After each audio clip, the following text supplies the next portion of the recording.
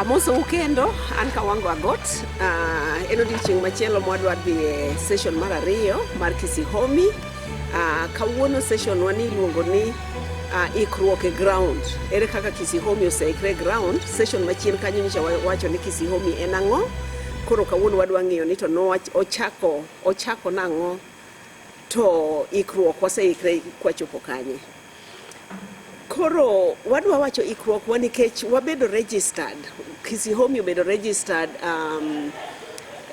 May 15th. Manyiso ni wan gi 5.5 months. So dweche abich mokadhogo kaka Kisihomi ang'o mwasetimo mondo nyis jowinjo ni mae en organization ma serious kendo gima wadwa timo en gima serious. Mokwongo wan registered. Koro wan official, wan registered e Kenya. Official registration iluongo ni Kisihomi Dongruok Dala Kadala Society. Mane nyingwa ma full ma complete, or in short Kisihomi Triple D Society.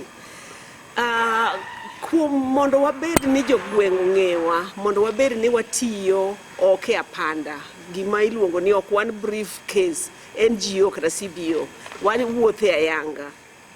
Ne wasebet gi romo gi representatives mar governors te ma the 4 counties mar Kisumu, Siaya, Homa Bay gi Migori. Waseromo gi representatives gi te mwasepimo ni Kisihomi gima en gi kaka wanyalo tiyo kanyakla kodgi.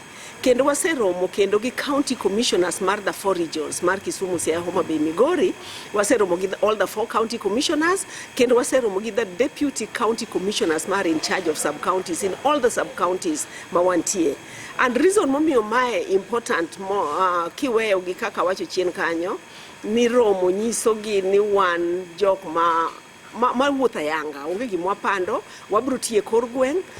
Omiyo wadwa ni mondo ging'e ni wan ng'at watimo ang'o. Makata kwa penjo moro kata ka gineno wa kor gweng' to gipar ni gibed gi to moro. To mar ariyo en ni Kisihomi Dongruok Dala Kadala model mabe wabro discuss e session machielo. En gima dwa wuotho e kor gweng', e villages. To kidwa wuotho e villages nyaka wuoth gi village elders. Kiwuotho e villages nyaka wuoth gi assistant chiefs gi chiefs. Emomiyo ne waneno ni nyaka wadhi ir county commissioners gi deputy county commissioners, waseneno also assistant county commissioners moko mondo wanyisi gima wan. Makata ka wadhi ir chief, to chief chak tang' kodwa ni un jomage to wakanye. Machielo mwasetimo kendo kuom dweche abich mokadho en ni waseyudo box number, wan gi email address ma en kisihomi@kisihomi.org, wan gi website dhiadhia kisihomi.org, idhiadhia Google tibro yudo website wa, and a lot of gik mwawacho gi nitie website. Kendo website wa no nitie marketplace ma inyalo use services ni, inyalo use goods ni. To this marketplace en gi session mwabro wacho gima timre marketplace bang'e. Wan gi KRA pin manyiso ni osuru wadwa chulo kaka dwarre mondo kik jomoko lawre kodwa. Wan gi telephone number ma ibro neno chien kanyo kamondo ikie telephone number wa official. Wasebedo gi bank account manyiso ni wan official. Wan gi social media platforms, wan gi Instagram, wan gi Facebook, wan gi Twitter matindi luongo ni X, wan gi LinkedIn. So mago duto wan go. And as I said earlier, kaka wacho chien kanyo, wan koda gi website. Wasechako identify kata wasechako tudre gi manyo kendo tudre gi organizations kata cooperatives kata CBOs matimo tije dongruok e the 4 counties. Wan kaka Kisihomi ok wabi deal gi individual CBO kata individual group, ok wabi deal go at that level. Wabro deal gi umbrella. Nikech individual groups are too many. Koro wabro deal gi umbrella, to umbrellas gi wabro train gi, and then squad train gi to gi train grube magitiyogo. Wasechako what is called community, common interest group. Wasechako training last month October. Nyicha wasechako basic training on dairy farming, and mano bro dhi mbele, then bang mano wabro timo other training. So training mar dairy farming wasechako, nitie jogo mose register mosechako, wadwa walk them through, wadwa wuotho kod gondam kaka ginyalo chako dairy farming machop kama koro obedo productive, makoro giuso chak, giuso products machielo. Gimachielo mwasetimo en ni wadwa timo gimiluongo ni asset mapping. Wadwa ng'iyo ni to mwandu mage ma wan go e kor gweng, village by village by village.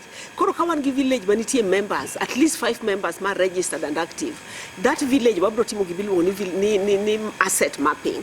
Manyiso ni wadwa ng'iyo ni mwandu mage ma wan go, mage mwatiyo go e yo makare, to mage mokwatiyo go e yo makare ma onego bed ni wa improve the way mwatiye kodgi. Koro nikech sani nitie penjo mang'eny ma udwa kawo gine, udwa chako wuothe gweng' ka gweng', udwa kawo information, wadwa make sure ni waluwo ratiro mar jok mwakawo information from. Koro mondo waluwo ratiro, nyaka nyicho chuno wa ni mondo wandik gimiluongo ni protocol mar asset mapping, ma wanyiso go gimwadwa timo mondo wakowuothe kor gweng' kwa choko information to respect requirements mag kawo information from the community or from the public. And koro nyicha wasendiko protocol no, mwasetero mosebedo approved gi Maseno Ethics Committee, bas bang'e dwarre ni kosebedo approved gi ethics, jo mang'iyo ratiro mar jok madonjo machiwo information, bas itere ka Office of the President kamiluongo ni Nakosti. Koro wasetere Nakosti, nyo wayudo actually approval nyoro tarik 31 dwe mar apar. Koro miyo wan ready to start mapping. Koro wadwa chako mapping village ka village. Reason mar ariyo momiyo mapping ni wadwa chako en ni nikech mondo ng'ato obelieve ni Kisihomi ni nigi impact e community. Wadwa nyiso ji ni kae manwa chake. Nwachako ka odni ne pok oger, wachako ka choche ne onge ka, wachako ka chiro ni ne dhi maber, wachako ka gini timre, to mae gimwasetimo momiyo dongruok inyalo timo gimiluongo ni attributable to Kisihomi. Manyiso ni Kisihomi emodhiro dongruok no mochakre kata modhi mbele. Machielo kendo mwasetimo en wasechako membership drive. Membership drive en ni wakwayo ni mondo jogo madwaro adiera dongruok mar jaluo, dongruok mar anyuola, ok dwar gi dhoge, dwaro na kitendo, mondo gol 50 shillings per month, mondo this 50 shillings kwariwe kanyakla, to wabro timo go dongruok, bro chuno konyowa e administration, bro konyowa e supervision mar projects madhi mbele, kendo bro konyowa e trainings mwadwa timo ni groups mwadwa identify. Machielo en ni kaka koro neno ni wasechako podcast, and podcast mwasechako ni en gima dwa dhi mbele, mwanyiso go ni to Kisihomi ni en ang'o. Nwasechiwo mano nchose wuok, kawuono wawacho kama ondam wasekawo nyaka ne waregister nyaka kawuono, wabro los about issues kaka kawango ni to en ng'a machako Kisihomi ni en ng'a, to bende en ng'a ma jaratiro makowa mi 50 shillings to ken go gi plan machielo.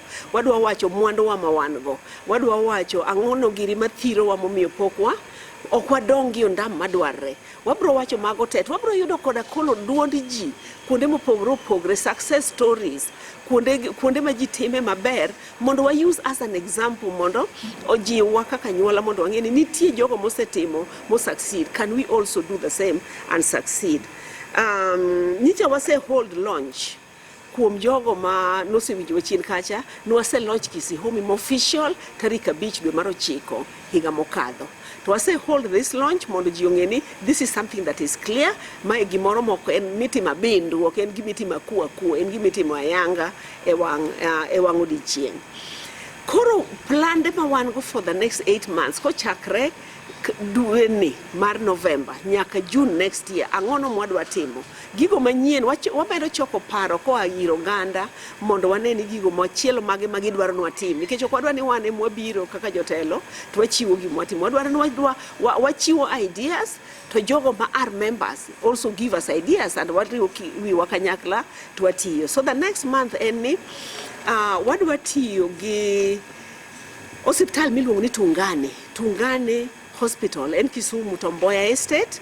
So Tungane ni wadwa ni mondo wariwre kode mondo wachakare program moro mar training miluongo ni CNA, kata Certified Nursing Assistant.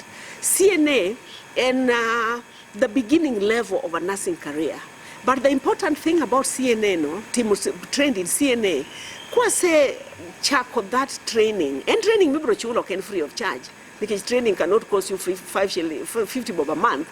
And training that will be paid, but paid at a lower rate than the same training mitimi osiptande machielo. And training matiari dhimbele osiptande machielo, to kwase train, wase chako identify an agency agent moro US for example, wabro dwaro agents moko manitie other places kaka Australia, kaka UK, kuonde mopogre opogre madwaro nurses. Koro ka in gi training in nursing ma full trained, in gi better chance mar yudo dhi oko. To kapo ni ok ionge gi mano, to nitie joma tinde dwaro kata mana CNAs ko eko. Madwaro CNA mondo dhi oti oko, to mondo oyud opportunity oko, nikech yudo opportunity Kenya ka ok yot. To gima wakwayo as Kisihomi, ni kiseyudo opportunity oko, to parie dongruok chien. Parie kaka inyalo dongri chien. The other thing makendo wa plan for the next 8 months, en ni wadwa register members. Wadwaro loso a secretariat. So all these things depend on registration. We cannot do it kawan ji 100, 200, 300. Wadwa ni ji register in thousands. Then wadwa form a secretariat that will help young people mondo dwar tije, job opportunities, milando e gazede, milando e radio, milando kata websites, both manitie local to international. Then wakele together to wakete website. Wasekete website, koro iluongo ni one-stop shop. Makibire as a young person, me click on website mar Kisihomi, tibro neno tije mano land for the next 1 week. So this will be updated every day. Every day we are updating with my deadline also expire. To wagolo, to mabnien mwayudo to waketo. Mondo wayud gi one place my young people can go to apply. And not just young people, those who don't have jobs and are looking for jobs. And later, we may support young people to actually prepare CVs, magi apply, go job applications to apply, to prepare for that. The other thing, mwadwa timo, a lot of jowa anyuola manie diaspora. Nitie jogo manigi joma gi trust, ka gioro wach dongruok to timre. To nitie jok ma onge joma gi trust. Ma samoro kimiyo ng'ato to odhi nimna ni ini. Koro as Kisihomi, wabro loso a group that will help, an oversight committee that will help joma nie diaspora mondo or invest back home, something that they can trust. And I think I mentioned that briefly in my first podcast on what Kisihomi is about. And so we want the diasporians to be able to invest and to have people they can trust. We are not saying, ni wabro gedo ni no. We are not saying, ni wan wabro yero ni puodho, no. What we are saying, eni ki yero puodho, tinyalo oro our team to go and confirm to you, ni puodho no exist. To confirm to you, ni odi migero no. Igeri adier, not ng'ato mi picha mar od ng'ama chielo. The other thing mwadwa timo en ni progress mwatimo wadwa ni mondo wuoga dharani, mondo ng'ego ganda. Koro miyo every December, chakre December 2024, wabro hold meetings together mondo wa share successes mwasetimo by county. By sub, and within each county by sub-county, so that people have this positive competition or competition marriage, positive competition mondo gi identify, I mean gi develop, gi share, and then groups more win. Of course we give some trophy just as an encouragement. So we are going to have that. The other thing that, and during that annual progress reporting period, what we bedo gi tuke, mai, what we bedo gi tuke kaka football, what we bedo gi, ramogi dances or rotu or hangla and so on, just to make the occasion be a true Luo occasion. Machielo mwadwa timo en ni youth nigi ideas mang'eny, young people, and when I say young people, I'm talking about below 40. There's some of you who are young and they think 40 is already old. So I'm talking about below 40. Youth have ideas that can help us to speed up the development. And those ideas, some of them don't have outlets or channels go. So we want to encourage young people. So this is going to be another committee that will bring young people, will ask young people maybe every year, and then later can be every half a year or even every quarter, mondo pitch ideas maingo, innovations magingo, so that the Luos maniti in different places can partner with them, excuse me, can partner with them, mondo gi implement these innovations that can help us as a Luo community.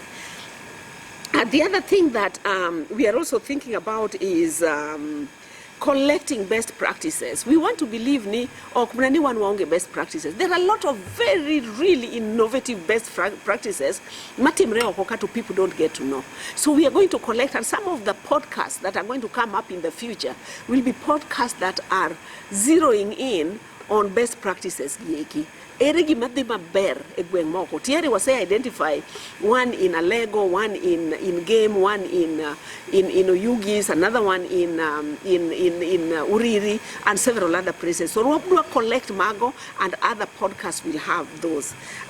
We are also hoping that our registration is going to reach. We are targeting 15,000 by June 30th. So we are relying on you to help us spread this information to people, and for those who buy it, they can move forward. We are also hoping that by March next year, counties will have started electing their leaders.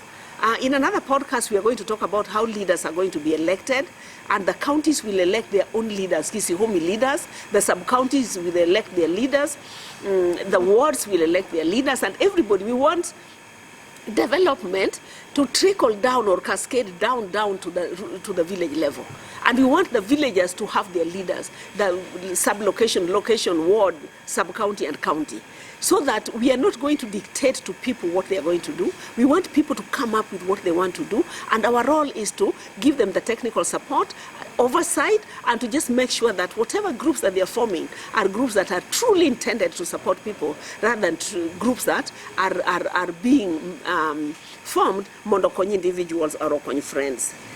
And we have discussed about Kisihomi registration. For all the things that I've talked about that we have done, we have borrowed money. But we are hoping that with registration of just 50 shillings a month for members who really buy into this. For those that don't buy into it, not a problem. Wait, kibro neno koberni, tibro donjo. But if you buy into it and you truly want to see a dongruok mar joluo, then we urge you to join us as Kisihomi and pay 50 shillings per month. 50 shillings can do very little. Maybe nyalo nyiewo dumba bula if you're using it alone. But if you put it together, it can do a lot. And that's what we want to do, that be part of Wage Rekendwa, Kisihomi, be part of this by paying. The information is is at the bottom. And we are also asking that click, join, invite others, invite family, invite friends, so that we can build this Kisihomi. It is something that we believe in, it is something that we have invested in, it is something that we are hoping will help us, together with the others existing, to change the narrative that we are seeing about Joluo. Osecha wagaminga, achayo rumo, wage rekendwa, donje Kisihomi. Asante.